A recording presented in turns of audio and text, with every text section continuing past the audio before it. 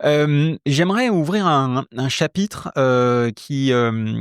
pour ceux qui nous écoutent, celles et ceux qui nous écoutent, sur la partie suspension, d'une manière générale puisqu'on a la chance d'avoir au micro un expert de la suspension avec, 30 ans d'expérience.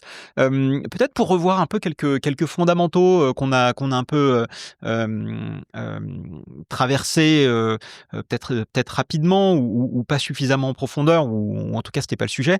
Mais ce que j'aimerais c'est que tu nous fasses un petit, allez, presque un petit cours sur ce qu'est la suspension. En D'accord. gros pour bien comprendre, parce qu'aujourd'hui on a, le marketing fait vachement bien son travail. Tout à On nous fait. vend des hautes et basses vitesses, Yes. on nous vend plein de trucs, mais moi ce que j'aimerais comprendre c'est, Des traitements de aujourd'hui, plongeurs, des qu'est-ce qui est important pour moi allez, on se met à la place consommateurs. d'un consommateur. Mmh. Prenons quelqu'un qui vient de s'acheter un e-bike, Mmh. mettons je sais pas, un GLP3 puisque Mmh. c'est un vélo que tu aimes beaucoup Mmh. et que d'ailleurs qui est reconnu pour être l'un des meilleurs vélos, à assistance électrique du marché. Mmh. Il a un GLP3, il a, soit une RockShox Zeb ou une Fox, 36 ou 38, Mmh. il a, plusieurs réglages. Mmh. Qu'est-ce qu'il doit faire sur son vélo pour tirer le meilleur parti de ses suspensions, alors qu'il a à sa disposition Une multitude de réglages. une multitude de réglages, éventuellement une pompe haute pression. Mmh. En gros, comment apprendre à régler sa suspension pour en tirer le meilleur parti? Alors, petit astérix, parce qu'on parlait de la compétition et là, on parle du passionné qui va rouler. La suspension, le principe fondamental d'une suspension, c'est d'assurer un contact permanent entre la roue et le sol, donc de l'adhérence. Voilà. C'est ça le principe fondamental d'une suspension. C'est pas d'apporter du confort, c'est après, c'est l'adhérence. Si tu as beau avoir des freins, des très bons freins, si tu n'as pas d'adhérence, ça glisse. Donc tu freines pas. Après, dans la partie, on va dire, performance de la suspension, Coupe du monde, etc., là, on doit amener le pilote à aller vite. Et c'est souvent au détriment du confort. C'est tout un équilibre. Comme un lit.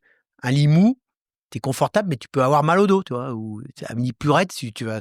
Et bah pareil. C'est-à-dire que d'un côté, pour le pilote lambda, on va essayer de lui apporter du confort, du grip.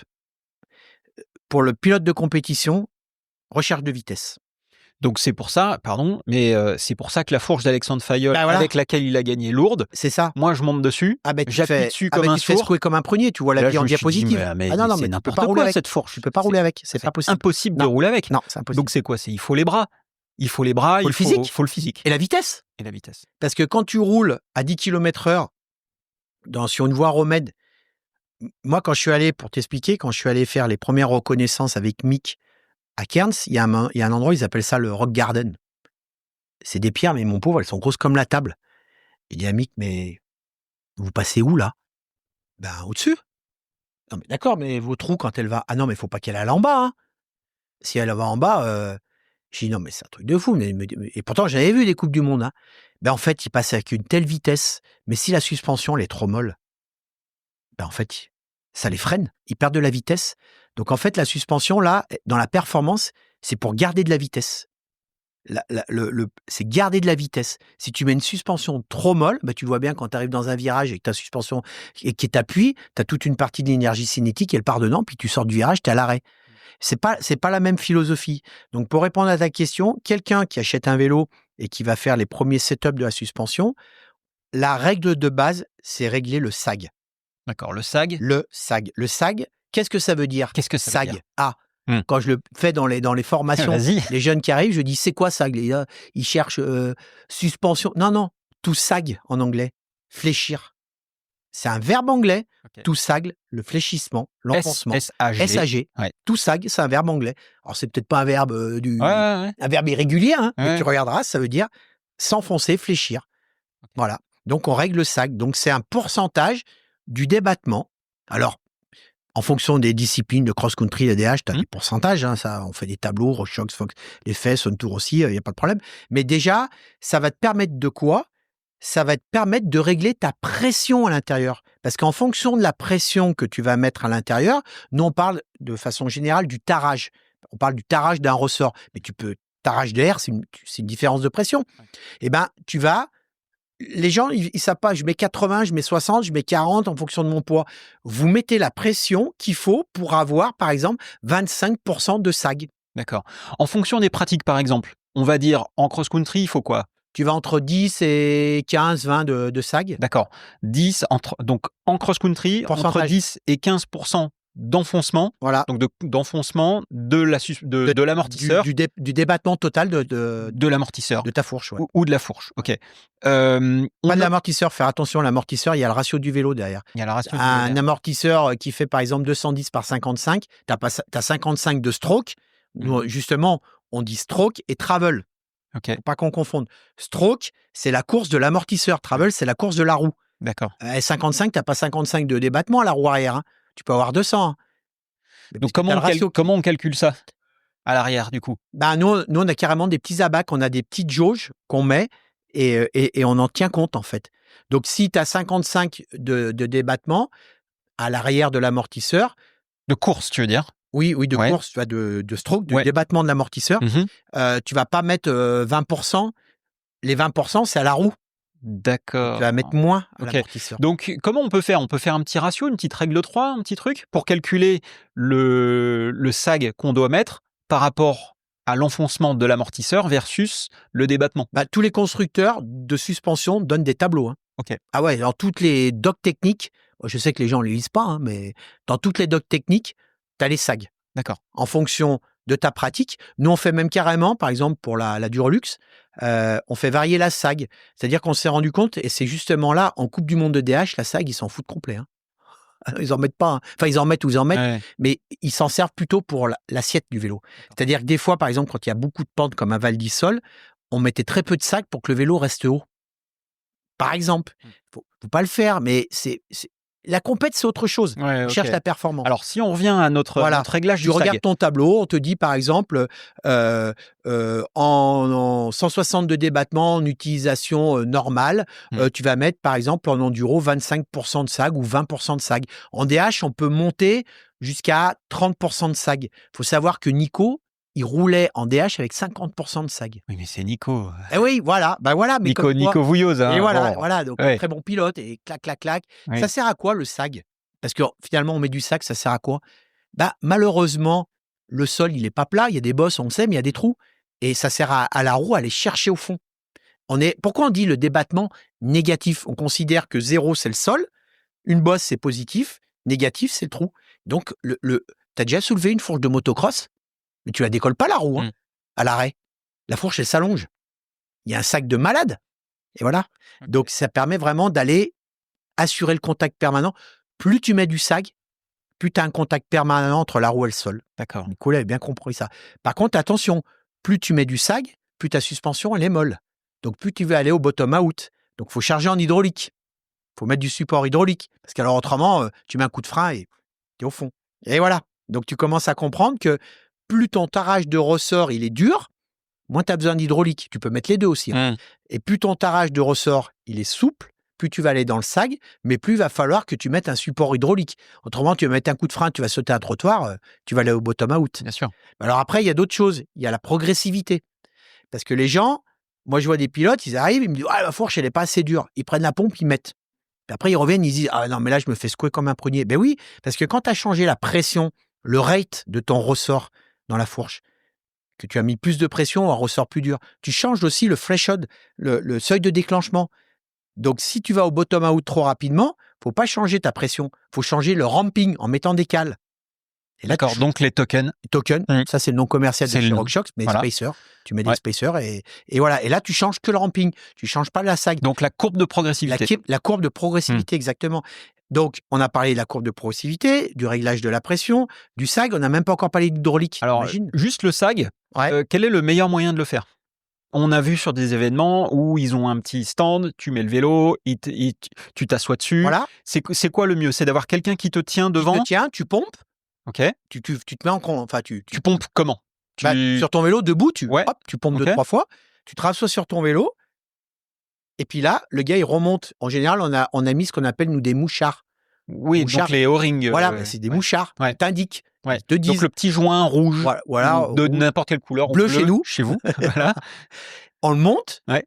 Et puis après, tu descends de ton vélo et tu regardes l'enfoncement et tu mesures. Et puis après, tu ajustes. Et ça, le SAG, il est important pour les gens qui font du vélo, comme moi, parce que ça leur permet d'avoir déjà une bonne base de réglage. Ouais. C'est quelque chose, quand tu quittes ton magasin, le vendeur, il aurait dû te faire le SAG. Okay. Je dis pas qu'il le fait pas, hein, mais c'est la base. C'est au moins la référence. Et donc, du coup, ça te donne ta pression. 80 PSI, tu auras un SAG de 25%. Voilà, dans ta tête, tu sais que ta fourche, à 80 PSI, tu as un SAG de 20 ou 25%, il est bon. Tu as ta référence, comme ta pression de pneu. Après, tu peux le faire varier. Tu peux en mettre plus, tu peux en mettre moins. Mais tu as déjà une référence. Et une fois que tu as réglé ça, parce que à quoi sert le ressort dans une suspension? Un ressort hélicoïdal, un élastomère, de l'air. Ça sert à une chose, à ramener la fourche dans la position initiale. Je prends un exemple. En mécanique, on toujours dit, quand tu cherches la fonction d'une pièce, tu l'isoles du système. Tu l'enlèves. Et tu regardes ce qui ne se passe pas. Bah, si tu enlèves l'air ou un ressort dans une fourche, la compression, elle a lieu. Hein. C'est pas la détente.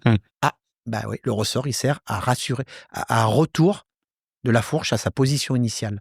Pas que ça, mais c'est la fonction principale, de ramener la fourche à la position initiale.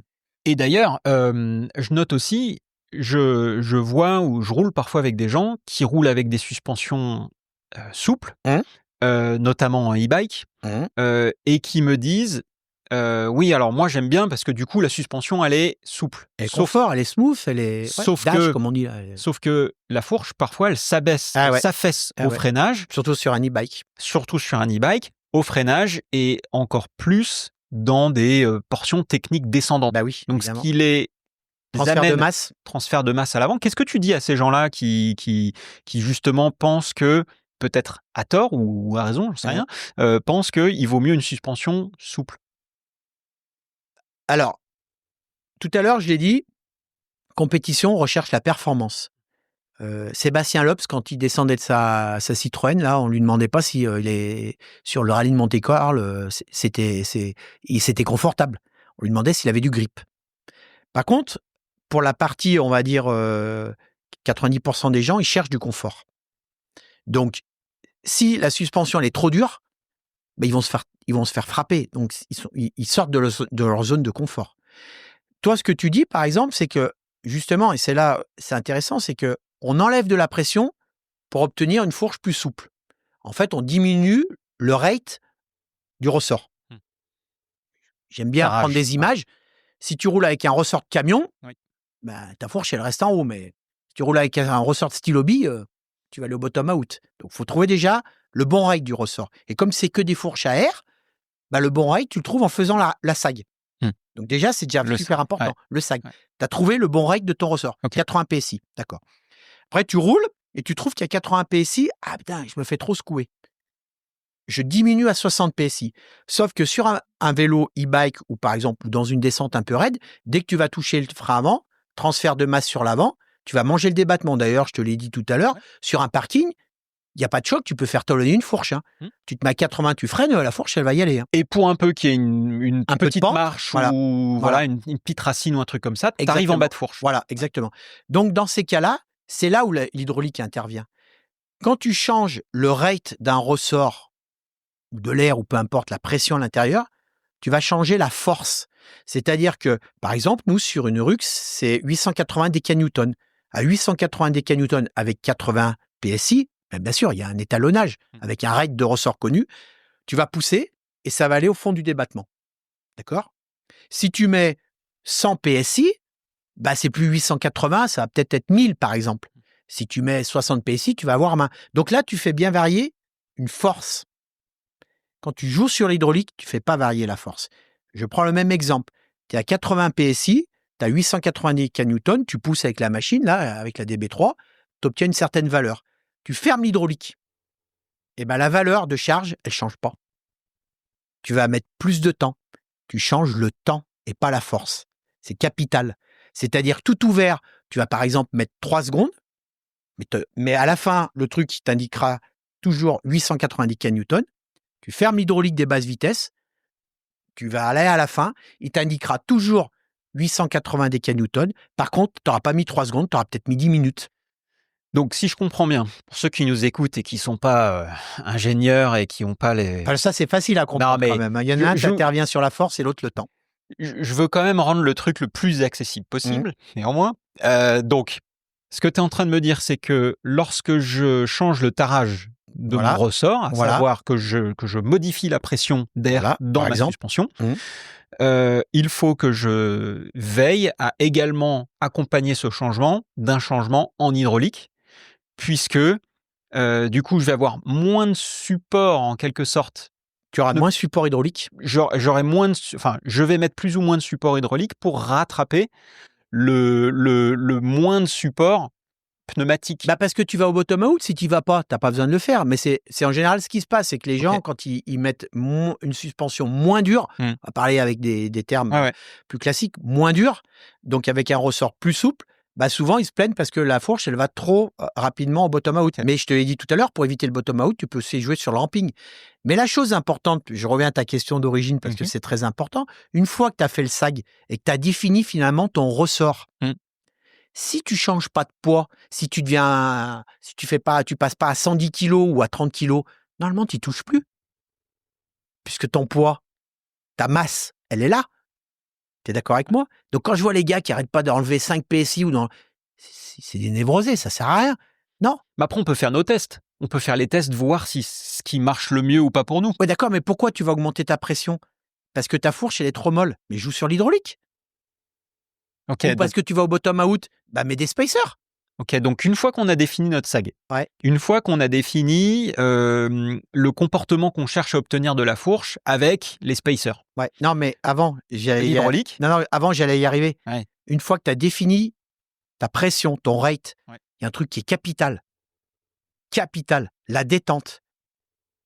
Qu'est-ce qui fait la détente d'une fourche? Qu'est-ce qui fait que la fourche, elle remonte vite, très vite ou pas vite? C'est le tarage du ressort. Il est constant. Un ressort, tu le comprimes, il pousse. Donc, c'est-à-dire qu'en gros, une fois que tu as trouvé le bon tarage de ton ressort, tu dois mettre en équation la détente. Alors, c'est quoi un bon réglage de détente? C'est là où ça devient compliqué. Parce que un Flo Paillet, à Val d'Isole, il roule la détente toute ouverte. Mais pourquoi? Oui, la pente, elle est comme ça. Ouais. D'accord? Il est sur l'avant de son vélo. Il nous a même demandé d'avoir une potence plus relevée parce que... On a vu cette année avec Dakota Norton qui nous met des... Le vélo, il est comme ça. Il est au freinage. Et qu'est-ce qui fait sa détente? Qu'est-ce qui gère sa détente? C'est sa masse, c'est son poids. Il est sur l'avant du vélo. Si la détente, tu l'ouvres pas, tu as déjà tout ton transfert de masse qui est sur l'avant. Le vélo, la fourche, tu reprends pas du débattement. Donc là, il te faut une détente très rapide. Bon, alors pour notre utilisateur du dimanche... il y a un truc qui est pas mal, c'est les escaliers. Moi, je trouve que c'est un bon truc. Parce que les escaliers, ta fourche, elle se comprime et entre deux marches, il faut qu'elle remonte. Si tu arrives en bas de tes escaliers et que ta fourche t'a pris tout le débattement, c'est que ta détente, elle est trop lente. Donc, il faut faire un test sur des escaliers? Non, mais il n'y a pas que ça. Non, ouais, mais c'est une fréquence qui est régulière. Je prends du débattement entre deux marches, je mange du débattement entre deux marches, ça doit revenir. Je remange du débattement et ça doit revenir. Il faut que... Parce que c'est quoi un bon réglage de détente? Il faut que tu contres l'effet du ressort qui, lui, joue le trampoline. D'accord? S'il n'y a pas de détente, c'est un trampoline.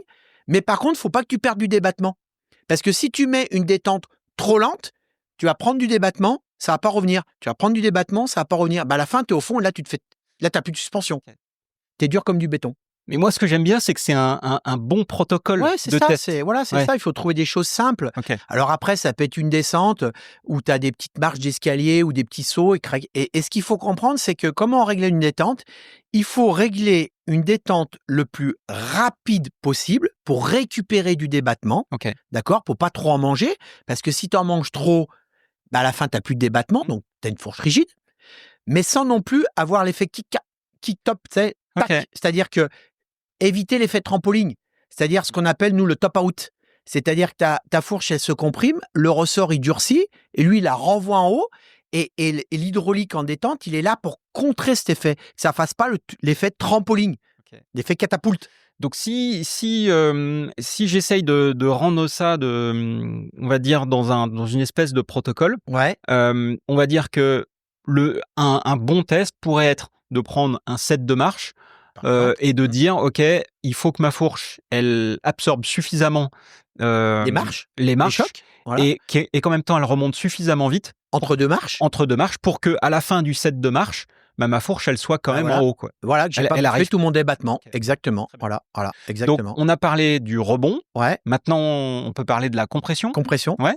Et ben la compression, c'est après, c'est-à-dire que la compression, je l'ai dit, tu ne joues plus sur la force, tu joues sur le temps. Donc, je prends un truc basique, parking, d'accord, je roule, je mets un coup de frein, boum, je vais au bottom out. Bah, le réflexe qu'on a dit, on va changer les pressions. Non, je garde les mêmes pressions. Il faut aussi que ta fourche en soit équipée. Là, tu vas jouer sur la basse vitesse. C'est-à-dire que tu vas fermer l'hydraulique, donc tu vas obliger l'huile à passer par un orifice qui va être freiné, et donc du coup, tu vas aller moins rapidement au bottom out. Ça va mettre plus de temps. Donc sur un freinage qui est assez court, paf, bah ta fourche, on dit en fait dans notre jargon, on met de la consistance hydraulique. Tu as un petit bonhomme qui est à l'intérieur de la fourche et qui va essayer de tenir ta fourche en haut. Mais c'est ça s'appelle de la consistance hydraulique. Alors après, il y a de la haute vitesse et basse vitesse. Ok. Comment on règle la basse vitesse du coup? Là, on Bah fait c'est ça la ce basse freinage, vitesse. ok, très Voilà. bien. Sur la basse vitesse, si tu as bien réglé ta sag, que tu as le bon tarage Ouais. de ressort, bah, sur un bon freinage violent, bah, il faut pas que ta fourche est là au bottom out. Sans parler de choc, sans rien, hein. Ouais. C'est vraiment, voilà. C'est juste en freinage Voilà. sur le parking, quoi. Voilà. Ouais. Bah, oui, c'est un essai parking, mais, Ouais. mais ça vaut ce que ça vaut, mais ça Ouais. permet déjà de faire de donner un étalonnage de ça, de dire, voilà, je freine, je plante, ma fourche, elle va pas au bottom out. Bah, déjà, j'ai un peu de consistance électronique, mais il faut que ta fourche en soit équipée. Hydraulique. Hydraulique. Ouais. Qu'est-ce que je dis?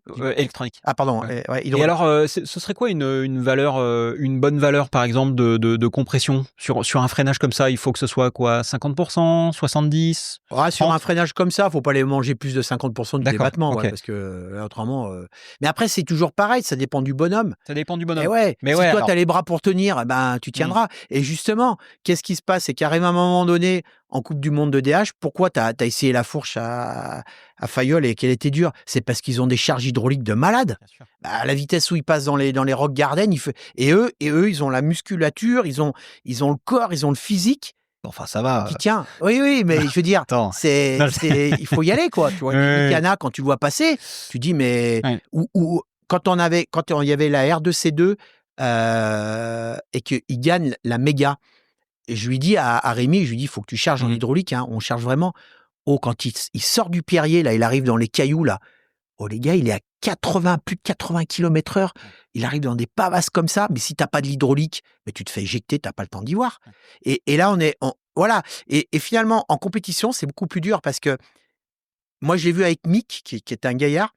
À un moment donné, il y a des fois, on travaille aussi en méthode empirique. C'est quoi en mathématiques, la méthode empirique? Tu sais plus où t'en es. Tu as essayé plein de formules, il n'y a rien qui marche. Tu repars de là, et tu fais ça. Et donc, je repars de là, je dis à Mick, allez, on cherche grave en hydraulique, mais grave. Et on regarde, on met des timelapses. Et au début, il éclate les temps. On gagne 1 seconde, 2 secondes. Mais par contre, arrivé en bas, il perd du temps. Parce qu'en fait, il y a de la charge hydraulique qui lui permet d'aller vite, de garder de la vitesse, parce qu'eux, ils veulent garder de la vitesse en sortie de courbe, etc.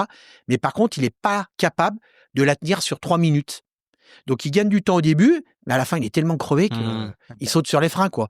Donc, ça veut dire que ça marche, mais pas sur le run complet. Donc, il faut en enlever. Et c'est pour ça que je te dis une méthode empirique, c'est qu'à un moment donné, il faut aller aux extrêmes pour essayer. On a essayé aussi. Moi, j'ai essayé avec Ben Coulange de prendre une cartouche hydraulique, de la percer, dire tiens, on met plus d'hydraulique. On arrive en bas, putain, c'est confortable.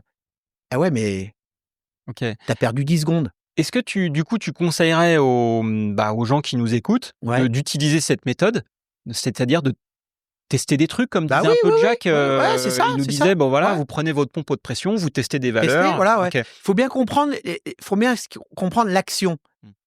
Quand tu changes la pression, on l'a dit, d'accord, tu changes la dureté de ta fourche, mais tu changes aussi le seuil de déclenchement. Donc, pour quelqu'un qui fait de la rando, c'est super important, là, une fourche qui gomme tout. Ouais. Tu vois, un petit trail avec des petites bosses, petite voie romaine, tac, tac, tac, basse vitesse, ça, c'est important. Si tu veux avoir une fourche plus dure en fin de course, tu vas changer de ramping. Ça, toutes les fourches le permettent, d'accord? Si tu veux aller vite, d'accord, bah, faut changer l'hydraulique, donc mettre de la basse vitesse, d'accord? Et je l'ai dit, la basse vitesse, c'est le pilote qui le fournit, d'accord? La haute vitesse, c'est le sol. Et la très haute vitesse, c'est les deux. Quand tu as deux bagnoles qui se frappent de face, ça fait un gros choc, d'accord? Si elles sont derrière l'une dans l'autre, le choc, il est moindre, tu vois? Donc, et c'est ça qui devient compliqué, c'est qu'il y a tellement de paramètres où tu peux en mettre, en enlever, etc., que finalement, à la fin, les gens, ils se paument. Okay. Et on en vient à la cartouche que j'ai fait, la RC+, où finalement, on a une cartouche où on a gardé la haute vitesse en interne, avec des vrais réglages en changeant les shims, mais on a simplifié l'extérieur en mettant un réglage de basse vitesse, de compression et détente pour simplifier aux gens. Ce qu'on veut, nous, Suntour, c'est simplicity. Alors justement, c'est une question que j'allais te poser, et puis pour commencer à refermer un petit peu ce chapitre, mais est-ce que aujourd'hui tu penses qu'il y a trop de réglages dans les suspensions? Ouais. Les gens, ils comprennent rien. Moi, je l'ai dit, hein, des fois, je roule, VTT, je croise des gens, ils savent pas que je travaille pour Suntour, je leur dis, ah, vous avez une belle fourche, ah ouais, putain, marche bien, ah ouais, super. Ah ben, vous allez pouvoir m'aider parce que moi, je suis perdu. Moi, dans ma fourche, j'y comprends rien. Comment on règle les hautes vitesses? 99% des gens me disent, on n'y a pas touché. Ça sert à rien. Donc, du coup, il faut mieux faire des choses simples. Je le répète, une Aion RC ou une Durolux RC plus, c'est parce qu'on a quand même 4 voies. Mais 2 voies, parce qu'on n'a pas parlé de haute vitesse. Comment tu règles les hautes vitesses? Ouais. Comment Payet, quand il était ou Mick, quand il est dans du... Pourquoi il réglait la détente? Alors, on va revenir à ce que... Je règle une détente supersonique, catapulta, ça revient vite. Je m'en fous tant que je suis dans de la pente, que je freine et que je suis sur l'avant de mon vélo, ma détente, c'est presque mon propre poids qui la gère. D'ailleurs, si je fais trop la détente, au bout de 3 mètres, il n'a plus de débattement. Donc ça, c'est génial, on ouvre la détente. Mais s'il y a une partie plate avec des cailloux, bah là, c'est la balle de ping-pong. Bah c'est là où interviennent les hautes vitesses. Et en gros, qu'est-ce qui se passe? Il y en a beaucoup où ils ouvrent beaucoup. Alors, je dis pas beaucoup, mais ils laissent rapide la basse vitesse en détente. Donc, ça remonte rapidement. Et en fin de course, c'est là comme ça que nous, on gère la haute vitesse. C'est-à-dire, juste en fin de course, ta fourche, elle est ralentie pour éviter le top-out. Okay. Voilà. Donc, en fait, tu la vois, quand tu la comprimes et que tu la lâches, elle remonte suffisamment rapidement au début et à la fin, hop, elle se freine. Okay. Voilà, comme ça, tu ne fais pas secouer sur les derniers centimètres. Mais c'est pas facile. On a trop mis de technologie dans le vélo. La seule solution, c'est l'électronique qui va gérer tout ça.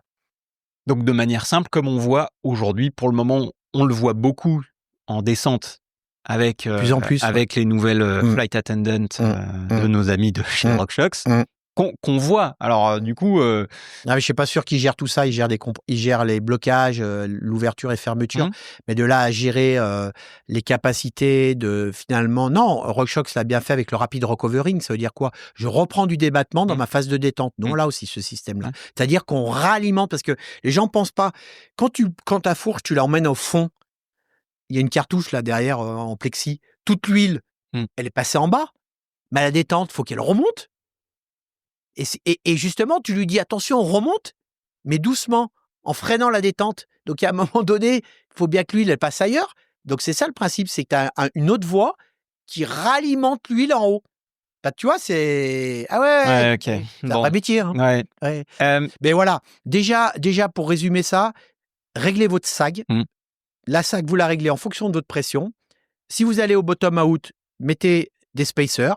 Voilà. Et après, quand vous réglez votre détente, une fois que vous avez réglé le tarage de votre suspension, bah vous réglez votre détente pour reprendre du débattement suffisamment rapidement, mais sans avoir de top-out. D'accord? Et puis après, il y a la gestion de la compression. Et en règle générale, il faut penser une chose, c'est quand vous mettez de l'hydraulique sur les basses vitesses, c'est penser à un petit bonhomme qui tient la fourche en haut, qui va être un support hydraulique qui va vous éviter de prendre du débattement trop rapidement. Voilà, c'est déjà... Après, les hautes vitesses et basses vitesses, même sur les pilotes, des fois, tu vois, on les fait nous-mêmes sans qu'ils comprennent tout, par rapport à un besoin. C'est ça aussi mon métier, c'est d'écouter et de traduire ce qu'ils me disent en hydraulique. De faire une traduction en me disant « Ah, il me dit ça, ok, je sais ce qu'il faut que je fasse sur la fourche. Il faut que je mette de la haute vitesse. » Quelqu'un qui s'achète un vélo aujourd'hui, alors je vais te demander de le faire de manière un peu rapide, puisque on commence à être dans des durées d'enregistrement qui arrivent vers les extrêmes, hein, mais qui sont passionnants. Enfin, moi, je m'éclate, et j'espère que ceux qui nous écoutent encore se délectent de ça, parce que en fait, on va vraiment au bout.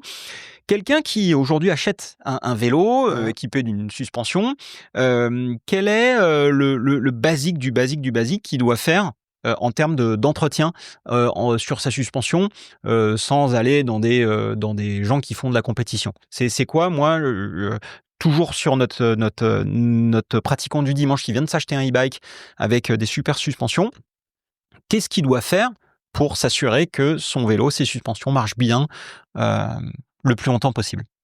Si ce message que je pouvais faire passer me rend heureux, ce serait bien. Ça fait 30 ans que je le répète. Quelqu'un qui fait déjà une révision, une par an, mais c'est le Graal absolu. Personne ne le fait. Au moins une par an. Pour quelqu'un qui roule normalement. C'est-à-dire, il en renvoie sa fourche, on lui fait changement des joints, on révise l'air, on change l'huile dans l'air, on change l'huile dans la cartouche, etc. Mais je l'ai dit, mais des milliards de fois. Personne ne le fait. Les mecs, ils nous renvoient des fourches. Ils nous renvoient les fourches parce que, ma fourche, l'anodisation, elle est usée. Les mecs, ils ont usé d'anodisation parce qu'ils n'ont jamais fait. Vous l'avez. Ça fait 4 ans que je l'ai. Qu'est-ce que tu veux que je te dise? C'est avant, quand il n'y avait pas de témoin d'usure sur les plaquettes de bagnole. Qu'est-ce qui se passe? Vous n'avez plus de plaquettes. Vous êtes en train de ruiner vos disques. C'est trop tard, les gars. Ouais, mais voilà. Un an. Au bout d'un an, si tu fais une révision d'une suspension, mais c'est parfait, mais c'est le Graal. Mais vous allez me rendre heureux, les gars. Vous allez me rendre heureux, mais j'y crois pas. J'y crois pas. Alors, on l'a dit, il y a une chose qui peut changer, c'est que maintenant, Bosch a mis un système avec une petite clé qui apparaît. Si déjà, vous pouvez vous caler, alors je sais pas, c'est au bout de combien de kilomètres, j'en sais rien. Disons, une révision par an, c'est bien. Mais c'est le top, mais c'est le top. À partir de quand est-ce que je peux me dire que je me lance dans la préparation de mes suspensions? Quand tu cherches la performance, le chrono. C'est qu'une affaire de performance, ou il peut quand même y avoir aussi un peu de confort? Tu vois, on parle de bagues aussi, de travail sur les bagues, que ça coulisse bien, Oui, changement d'huile, etc. Un bon constructeur de suspension, ça te l'offre. T'as pas besoin de faire préparer ta fourche. Tu prends RockShox, tu prends Fox, tu prends nous. Nos fourches, elles sont déjà, par rapport au consommateur normal, au VTTiste normal, on est déjà, mais laisse tomber, quoi. À des niveaux de performance, mais t'imagines pas. Moi, les gens, enfin, je le dis, hein, une Rux de Coupe du Monde ou la fourche de Pitcock, c'est une fourche d'origine. On a changé les setups, mais c'est pas une F1, hein. C'est un truc que tu peux acheter dans le commerce, hein. Donc après, parce que le gars, il roule en Coupe du Monde, parce que le gars, il passe des rock garden à 80 km/h, où il va vite. Donc, on a besoin de lui faire des réglages, des setups spécifiques. Mais la fourche en elle-même, c'est la même. T'achètes pas une R1 ou je sais pas, une Ducati du service course. C'est la même. Et c'est ça la magie du vélo. C'est que je l'ai toujours dit, il y a des gens qui roulent avec des vélos qui sont peut-être même plus légers que ce que utilisent les gens au Tour de France ou qui sont plus performants que les mecs qui gagnent en Coupe du Monde. Voilà. Mais une fourche d'origine bien réglée, mais mon pauvre, tu peux déjà aller en Coupe de France et voir. Il y a des trucs, nous, il y a des fourches, il y a des réglages, c'est quasiment les réglages standards qu'on a. Après, on peaufine parce que on recherche le chrono. Et je le répète et je l'ai dit, quand tu cherches le chrono, c'est au détriment du confort. C'est pas le même objectif. Ce qu'on demande aux gars, est-ce que tu vas vite? C'est pas est-ce que ça a été confortable? Est-ce que tu vas vite? Mais il y a un moment donné, si ça devient inconfortable, tu sautes sur les freins. Donc il faut vraiment trouver le ratio. Et c'est pour ça que je disais en cross-country, c'est super dur. Parce que tu le fatigues, le gars. Si tu le fatigues, il pédale pas. Alors qu'en DH, il part de là, à 3 minutes, il faut que quand il passe la ligne d'arrivée, il soit mort. Avant, non. Après, oui, il a le droit. Mais avant, non. Donc, c'est la performance à tout prix. Mais dans un temps qu'on connaît. Tu vois ce que je veux dire? Donc en cross-country, c'est vachement plus compliqué. Faut pas que tu l'uses trop, le gars. Voilà. En DRH, tu as le droit de l'user. Mais à 3 minutes 1. quand il a passé la ligne d'arrivée. Si tu gagnes en 3 minutes, 3 minutes une seconde, t'es usé. Mais avant, non. C'est à toi de... Ou alors, on met moins d'hydraulique et on la rend plus confortable, mais au détriment de la performance. Mais c'est comme dans la voiture. Une GT3 RS sur un circuit, les mecs, quand ils sortent de la bagnole, on ne demande pas si elle a été confortable. On s'en fout complet, quoi. Est-ce que tu as du grip? Est-ce que quand tu passes sur les dribbleurs, ça passe? Est-ce que tu as de la tenue de route? De la tenue de route. C'est pas du confort, c'est de la tenue de route. C'est différent. C'est pas le même domaine.